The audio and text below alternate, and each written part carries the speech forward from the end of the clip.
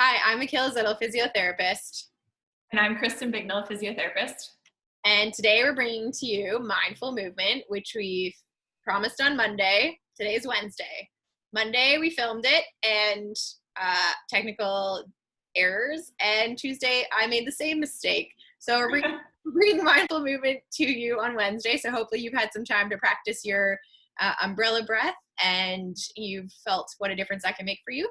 And so today the exercises that Kristen's going to demonstrate and I will talk you through are going to target areas of the body that are often overlooked, and we're going to teach you how to coordinate your breath with those exercises. So that's going to help you focus on your movement, and it will bring mindfulness to your exercise, which will help to regulate your nervous system. It's also going to help improve your core, because when we do a nice umbrella breath, we engage, or we have an influence on the pelvic floor and the abdominal muscles, and so we are actually activating our core better just by changing our breath. So Kristen's going to start off with an exercise called squats plus lats. And so she will be performing a squat in this exercise. So in order to set yourself up for this exercise, you want to have a TheraBand that is attached above shoulder height. If you can't do it above shoulder height, that's okay. At shoulder height will work well also. And then to get in the right position for you, everyone's going to be a little bit different. So some people will have their toes pointed straight forward, some will have them turned out a bit. You want to play around and find the position that feels like you have the least amount of resistance going into your squat. So you might want to try a couple different positions and see which one feels the easiest, and that's the one that we would encourage you to do, as that position typically lines up with your natural hip position. So then you're also going to rock your feet forwards and backwards and try to find that spot where you have weight over the entire foot. So we don't want to just have weight only in our heels. You want to feel it over the big toe, the heel, the outside, the inside of the foot, so equal over the entire foot. When you found that position, what you're going to do is you're going to start your umbrella breath inhale, which is breathing into those back and side ribs and letting the tummy lengthen, as you go down into your squat, letting the arms float up. And then you will start your gentle exhale and rise to standing, pulling the band at your side. Great. And then you'll repeat that, breathing in on the way down, starting the exhale, and then rising to stand. Great. This should all be gentle. It will definitely take a lot of concentration as you're working on a new movement pattern. It doesn't have to be perfect, and you don't want to feel like you're trying too hard, okay?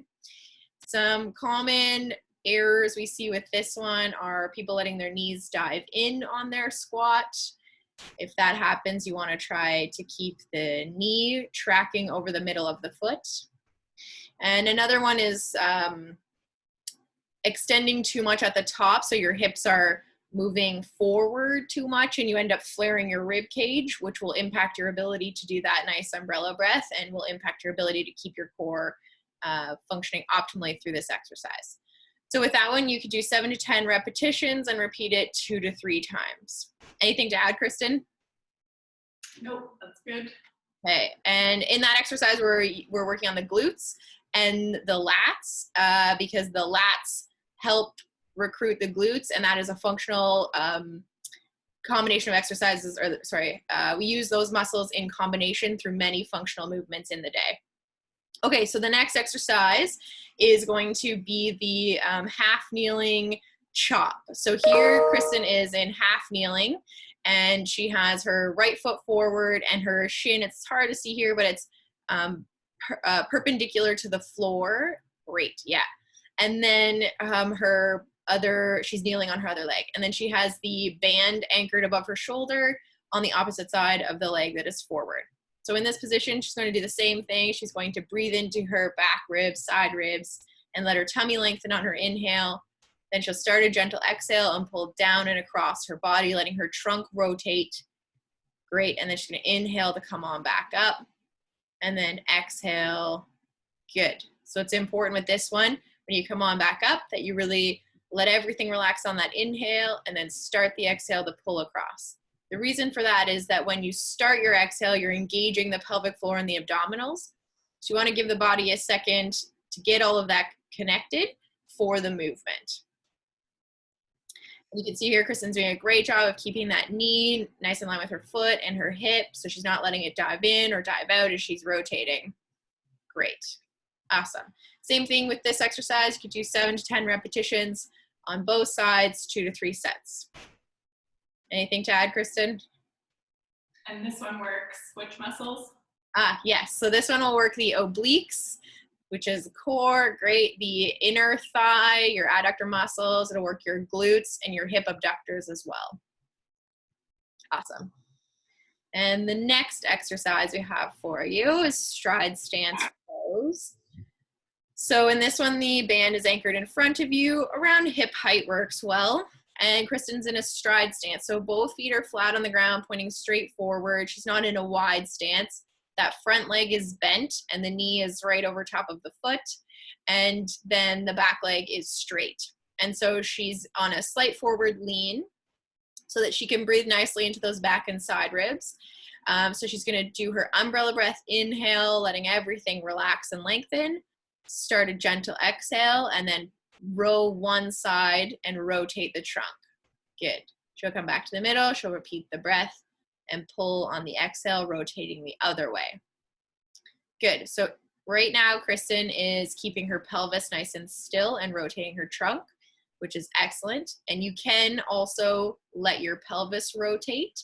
The key with this one is that you're keeping that front leg, that front knee pointing straight forward so that you're rotating through the pelvis and not just making the movement happen somewhere further down the chain. So Kristen, can you show if you were to let your knee fall out to the side when you rotate? This way, in or out? Inward. So rotating, yeah, so there her knee's falling inwards, so that's not ideal. And then the other way, it's rotating outwards, that's not ideal. So you can either keep the pelvis still and rotate just the trunk, or you can let the pelvis rotate, keeping that knee forward so you're getting into those hips and rotating those hips. Good. So you can do this in front of a mirror if it's hard to, you're not sure yourself what your alignment is. You can see in front of a mirror, or you can look down and just make sure that that knee is staying forward, pointing forward throughout the exercise. Awesome. And so this same thing, you would do 7 to 10 repetitions with one leg forward, and then you would switch to have the other leg forward. You do 2 to 3 reps. And that one is also working the obliques because you're getting trunk rotation, which is really important. We tend to not rotate a lot throughout day to day, even though it is really important movement pattern for us to have. And then it's also working the back body, so you're strengthening the shoulder blade muscles, which is really important, especially if you're working at a desk. Exactly. Wonderful. And then we're even getting some glutes in with that one. Okay, so then the next exercise is a really great exercise for all of us to do, and it's called a side plank with an adductor squeeze.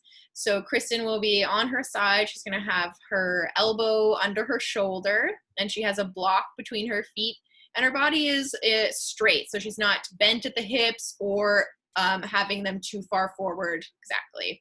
Yeah, or rotated. She's not rotated. So what she's going to do, she's going to do that umbrella breath inhale, letting the tummy lengthen nicely. Start her gentle exhale and then squeeze her feet on the block and then lift her hips up.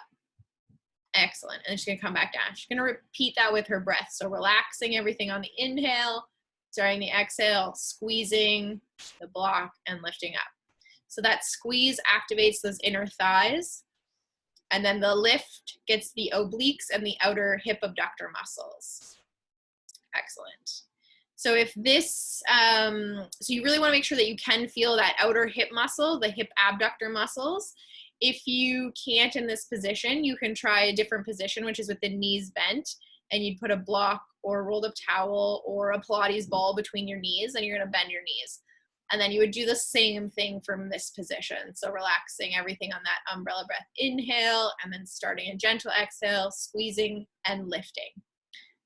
Yeah, and you'd repeat that with your breath. So the key with this one is that you really feel that glute med, so a hip abductor muscle on the bottom side. If you're not feeling it there, you want to check in with your breath. Are you relaxing everything on the inhale? You want to check in with your alignment to make sure your hips aren't too far forward, that you aren't rotated, or you aren't too extended through the trunk, okay? Excellent. And you were the same with this exercise, you would do 7 to 10 repetitions on one side, switch sides. You could do that 2 to 3 times. Great. Anything to add with that one, Kristen? Okay. Awesome. So with these exercises, test them out. You can put them at the beginning of your routine. You can start a new routine with these. They are meant to get your brain connecting different muscle groups and different movement patterns automatically with your breath. And because you are focusing on your breath, as we mentioned, you will be regulating that nervous system, which is going to help help with calmness, help with bringing calm and focus to your exercise, which is really a great place to be doing it right now. Okay, so give those exercises a try. Let us know what you think. If you have any questions, you can message us on Instagram, Facebook. You can email us. We are here to help. And we will be bringing, what's our next topic, Kristen? It's nutrition for immune support, immune function. Yeah. So the next thing that we will be bringing to you, as Kristen said, is some nutritional tips to help you with your immune function. So until tomorrow, practice your exercises. Bye.